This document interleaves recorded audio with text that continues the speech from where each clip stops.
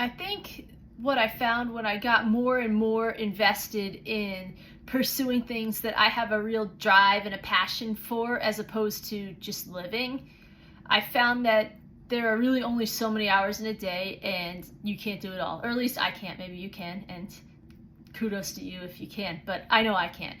So as I evolved, my priorities changed. I think that's just part of life, but it was certainly part of my process in getting more serious about my writing and fulfilling this dream that I had had my entire life, and that I would always think that I had. I believed it in my heart. It's not that I didn't have it, it's just that the things I was doing with my life didn't align to that necessarily being my top priority. Like, for example, I used to spend Saturday afternoons in the fall watching college football and emotionally tied to these games. I'd be out at bars watching with friends and meet other people, and it was always fun. That was very important to me. And then Sundays were for the NFL and Red Zone. And when I would meet people in these situations, I would sometimes talk about my writing and tell them that I wanted to be a writer. I always wanted to write a book. I was writing one, because for most of this time that was true. I was in the process of writing it, even though I didn't spend a whole lot of time touching it.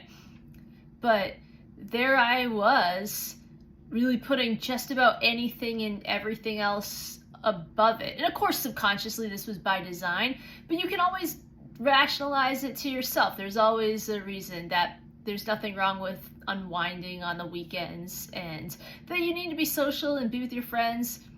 And I'm not saying that that's not necessarily true. I had nice friends and I love sports, so I'm not saying this use of my time was wrong. It just came at the cost of my dream. And looking back, as much as there were moments I enjoyed, there were also plenty that I could have done without, when strangers and alcohol kind of get thrown into the mix and you're emotionally invested in these games. And to think that that was what I was doing instead of this one thing that was allegedly the most important thing to me. Possibly this was something I had to experience to really know what I'm missing out on, but now there's nothing that could make me want to spend my time in that way. There's nothing about it that appeals to me, and certainly not at the expense of my writing. And even to have to spend time following my teams, like I'm from Boston, so all the Boston sports teams are my teams. It just takes a lot of time. It takes hours out of the day to hang on to every play. So now I would just rather spend my time writing, or just working towards everything that comes along with being a writer and sharing my work with the world. I'm more than content just to get the updates, the notifications on my phone, or just see the highlights on Instagram. I also found that just getting all worked up over the outcome of these games, it wasn't good for me either. And just energetically, it took away from what I needed to move the needle on everything that I was trying to do, because it takes a lot of energy to care that much. And no, it's not because these teams all basically suck now. I want them to do well. I just am content to follow along from a distance at this point. The interest is saving time and energy towards things that have become more of a priority to me. And 10 years ago, if I had heard somebody say that, I would think this person was such a loser. But my priorities have changed. Like I said, it brings happiness and joy, and certainly a sense of community when you live in a city and you're all rooting for one team and they have success.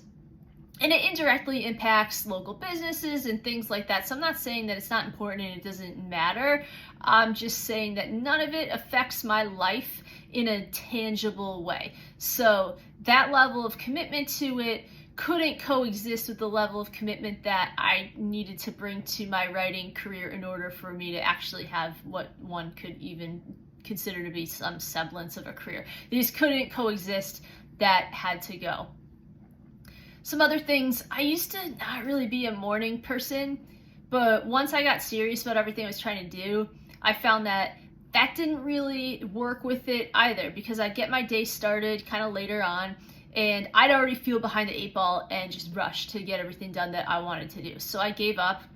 staying up late at night watching Netflix shows or just streaming, because that takes a lot of time too. And there is the energy investment aspect of it as well. I'd rather go to bed early and just get a jump on things. I definitely don't miss it. I don't feel left out when I hear people talk about what shows they're watching. It's really hard for me to get invested in a show because, again, I would prefer to spend my time doing other things. I have different priorities, like I said. It's just not important to me. This is also kind of when I got serious about Pilates too, because that did align. Because I always liked Pilates, but it was sort of like writing and like everything else. I would do it every now and then and be like, oh, it was fun. And then I wouldn't do it again for like weeks. I found that it's helpful to start the day in the right mindset with it, and it gives me a sense of accomplishment. So it's something I really enjoy. I also, again, because when you eliminate things and then you make time for your priorities, you naturally have people and things that align with that, and those gravitate to you. And I found that I had rediscovered two things I had really enjoyed earlier in my life, but I had just prioritized other things, so I really didn't do much of them. And one of them was reading, and the other one is baking, actually. And I found both of these served me a lot as I just elevated the importance of writing in my life and my creative endeavors. Reading inspires me, of course, when I read all of these great classic authors that I do my book reviews with. And I can't prove this, obviously, but I feel like I've heard that reading activates a different part of your brain, and I believe it because I noticed firsthand a difference in that mental clarity. And then baking, that inspires me as well because there is a formula and a recipe for success, so in some way there are parallels to writing and just creative work, and I'm always trying to get better at it. And when I wanted to be a writer and make a career out of it, I would wonder at times when it wasn't lining up for me based on my own actions. And again, I think there was some level of awareness of that, but of course I would kind of wonder why I couldn't just get it together, and I kind of thought that maybe there was something wrong with me. And I'm not where I want to be for sure, but I've started to bridge that gap between where I was and where I ultimately would like to be.